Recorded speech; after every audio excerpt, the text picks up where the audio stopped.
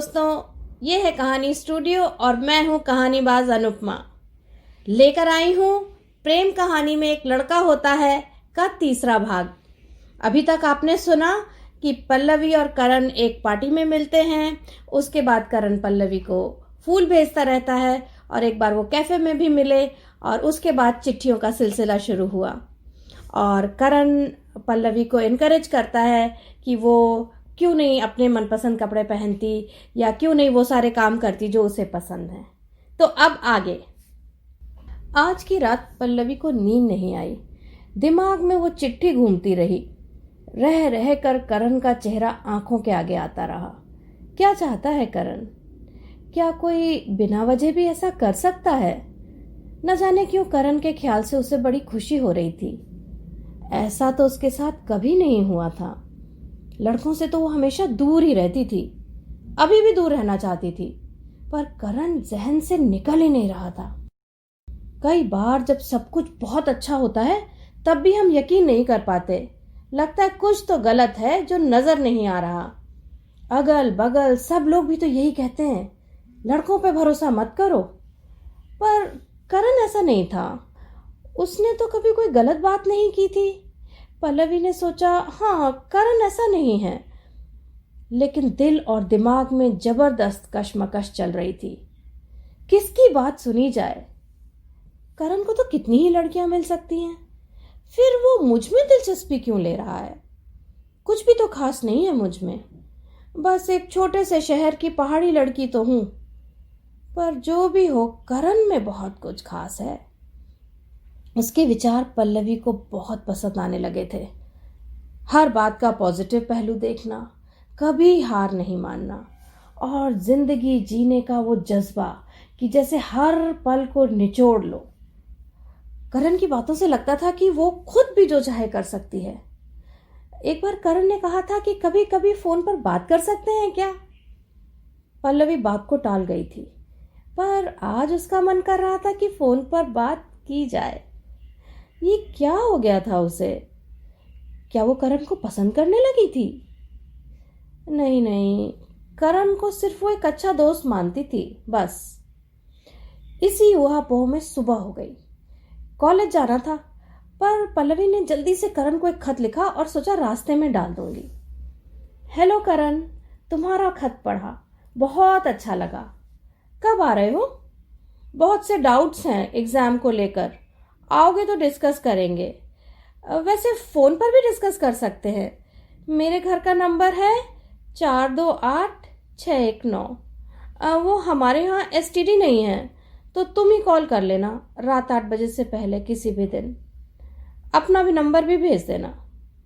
फिर मिलते हैं। पल्लवी। जल्दी से खत लिफाफे में डालकर वो तैयार होने लगी। बावली को पता ही नहीं चला कि उसने करण को आपकी जगह तुम लिख दिया है।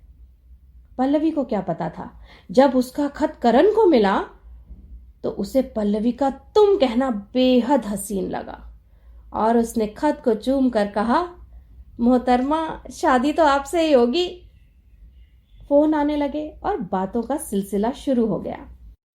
धीरे धीरे पल्लवी को पता चला कि करण का काम कितना कठिन है। हर समय तैयारी में रहना, रोज फ्लाइंग की प्रैक्टिस करना और कई बार बॉर्डर पर कई दिनों के लिए चले जाना और अपने घर में भी किसी से बात नहीं कर पाना। पर जब भी बात होती, करण की आवाज में हंसी की खनक होती, जैसे कि वो दुनिया का सबसे मजेदार काम कर रहा हो। एग्जाम की बातें होती, कुछ बनने की बातें होती और कुछ समय बाद सपनों की बातें होने लगी। खासकर पल्लवी जिंदगी में क्या करना चाहती है, ये वाले सपने। अच्छा मेम साहब, हम 2 हफ्ते बाद रानीखेत आ रहे हैं, कुछ समय मांग सकते हैं आपसे? उफ करण, तुम कैसे बोलते हो मेम साहब? छुट्टी है क्या तुम्हारी? है नहीं साहिबा, हमने ली है, एक खास मौका है। अच्छा ठीक है करण, मिलते हैं। शाम को पल्लवी शिवी के यहाँ पहुंच गई। सुन शिवी, मार्केट चलना, एक जीन्स और टी शर्ट लेनी है। तू जीन्स पहनेगी? सच? शिवी उछल के बोली। क्यों, नहीं पहन सकती क्या? जरूर पहन सकती है, चल चलते हैं। पल्लवी ने एक जीन्स पसंद की और एक ढीला ढाला सा टॉप। शिवी बोली, देख पल्लवी, ये टॉप तो बिल्कुल बेकार है, कुछ फिटिंग वाला ले। लेकिन शिवी, मैं फिटिंग वाला नहीं पहन पाऊंगी। ओफ यार, तू भी कमाल है। अच्छा, एक सफेद टी शर्ट ले ले, कमाल लगेगी। टी शर्ट और जीन्स लेकर दोनों शिवी के घर आ गईं। अरे पल्लवी, अब बता ना, कब पहनने वाली है तू जीन्स टी शर्ट? किसी दिन कॉलेज में पहनूंगी शिवी, और क्या। पर मुझे ऐसा क्यों लग रहा है पल्लवी कि तू झूठ बोल रही है? बात क्या है?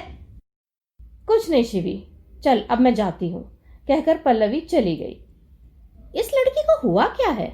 वरना पल्लवी और जीन्स, कुछ तो बात है। बच्चू कब तक छुपाएगी? शिवी ने सोचा। करण के आने का दिन भी आ गया। पल्लवी की आंख जल्दी सुबह ही खुल गई। जी तो कर रहा था जल्दी से जाकर मिल ले, पर जब तक करण न कहे वो कैसे जाए। सुबह से शाम हो गई, पर करण का कोई संदेश नहीं आया। सब ठीक है कि नहीं? करण आया भी या नहीं? पता नहीं क्यों 4 बजते बजते पल्लवी को चिंता होने लगी थी। थोड़ी देर बाद शिवी के घर जाऊंगी, उससे कुछ ना कुछ खबर होगी। तभी घंटी बजी और दरवाजे पर थी शिवी। करण भैया आए हैं, चल मिलने बुलाया है। ऐसे कैसे शिवी, अचानक? मैं तो तैयार भी नहीं हूं। पल्लवी कुछ नाराजगी से बोली। तो तैयार हो जाना पल्लवी, मैं रुकती हूं। पल्लवी जीन्स टी शर्ट पहनकर निकली तो शिवी देखती ही रह गई। आज तो थोड़ी लिपस्टिक भी लगी थी। वाह पल्लवी, ये चमत्कार कैसे? करण भैया के लिए? पागल मत बन शिवी, इंटरव्यू में कैसे जाना है वो तैयारी करनी है करण के साथ। अब चल। आज कॉफी हाउस में मिलने का प्लान था। वहां करण के साथ अमित भी आया हुआ था। बस अभी बैठे ही थे कि अमित ने शिवी से कहा, चल सब्जी लेने चलते हैं, माँ ने कहा है। दोनों भाई बहन चले गए।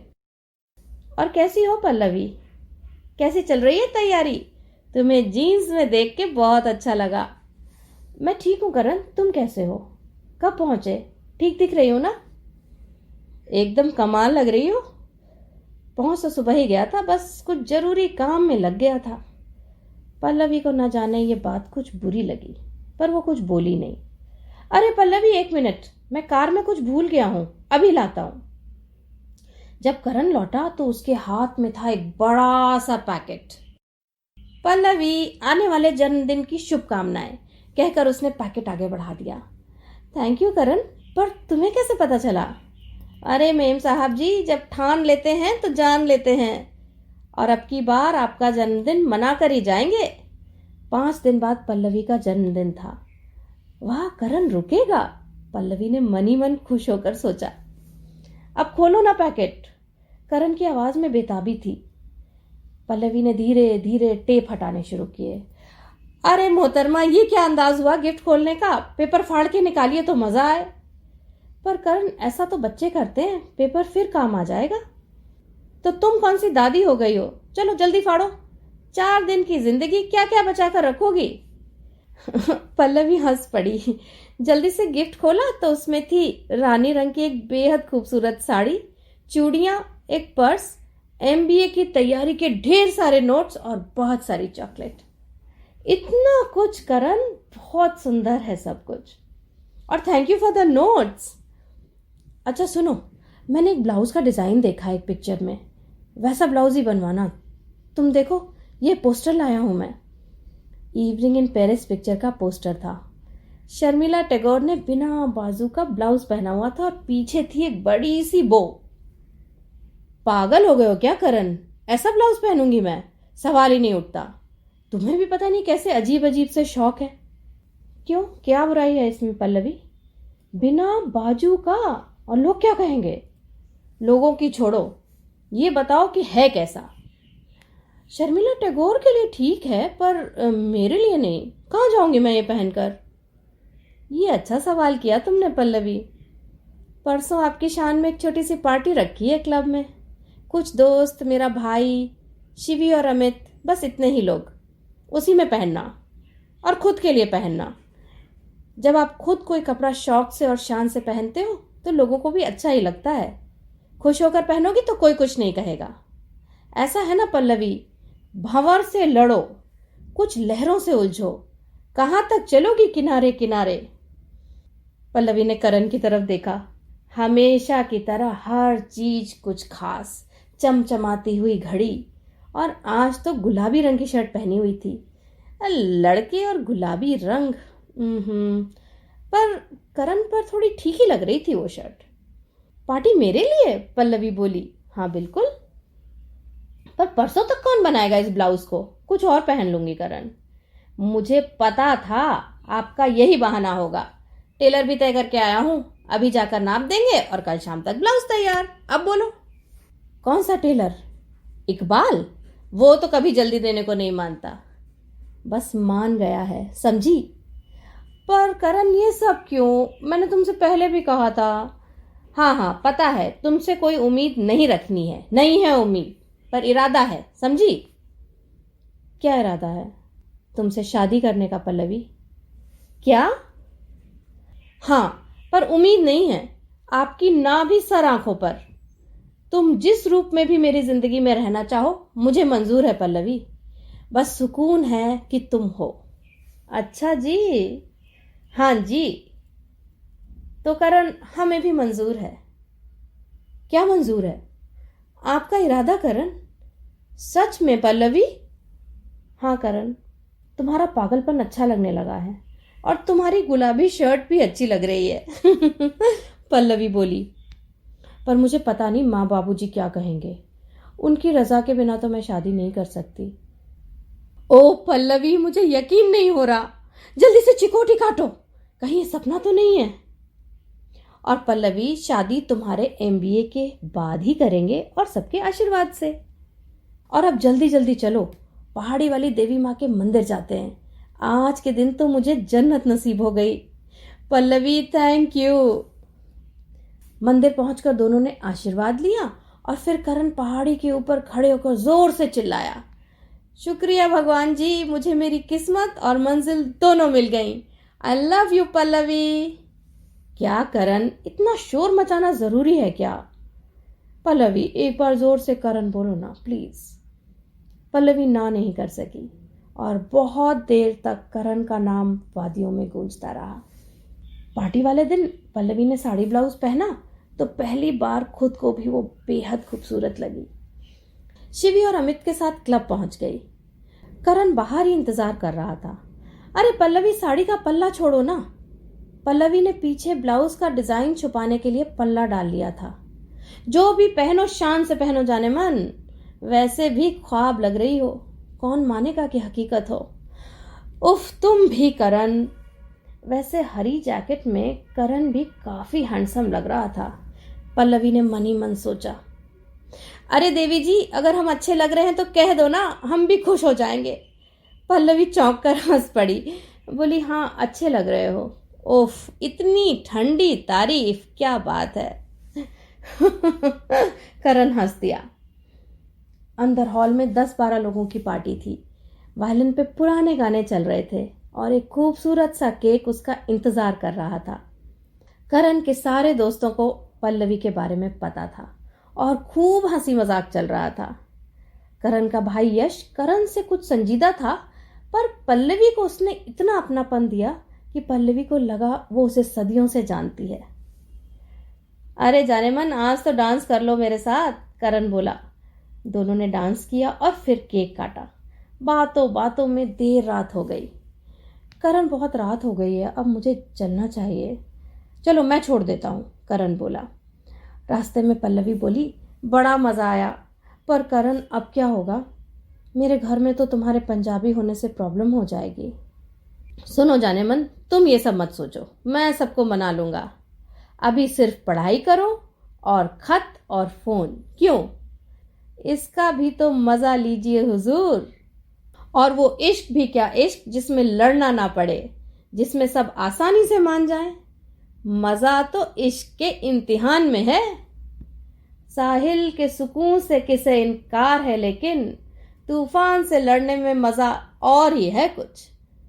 फौजी हैं हुजूर, करके दिखा देंगे। तुम बिल्कुल परेशान मत होना, करण पल्लवी की आंखों में देखकर बोला। कहाँ से लाते हो ये अंदाज और कॉन्फिडेंस करण? तुम्हें देखकर तो मुझे ही लगता है कि सब कुछ हो सकता है। मेरा सारा कॉन्फिडेंस तुमसे आता है पल्लवी। लो घर आ गया, पल्लवी बोली। अब चलती हूँ, कल मिलते हैं। ऐसे नहीं पल्लवी, मैं अंदर तक छोड़ूंगा। पर बाबूजी, इस समय तो दरवाज़ा वही खोलेंगे। कोई बात नहीं, अपनी जान को उसके बाबूजी के हवाले करके ही जाऊंगा। बेल बजाई और बाबूजी ने ही दरवाज़ा खोला। बाबा, ये करण है। अच्छा, तुम अंदर जाओ। पल्लवी बाय करके चली गई। करण, तुम कुछ लोगे, चाय वगैरह? बाबूजी ने पूछा। नहीं सर, मैं सिर्फ पल्लवी को छोड़ने आया था।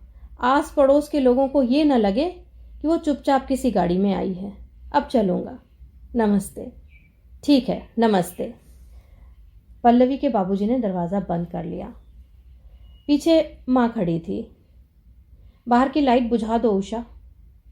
और उषा, लड़का समझदार है पर पंजाबी है, समझती हो ना इसका मतलब?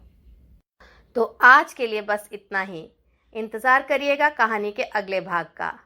अपना फीडबैक हमें ज़रूर दीजिएगा। हमारा ईमेल आईडी है makehappyfoundations@gmail.com।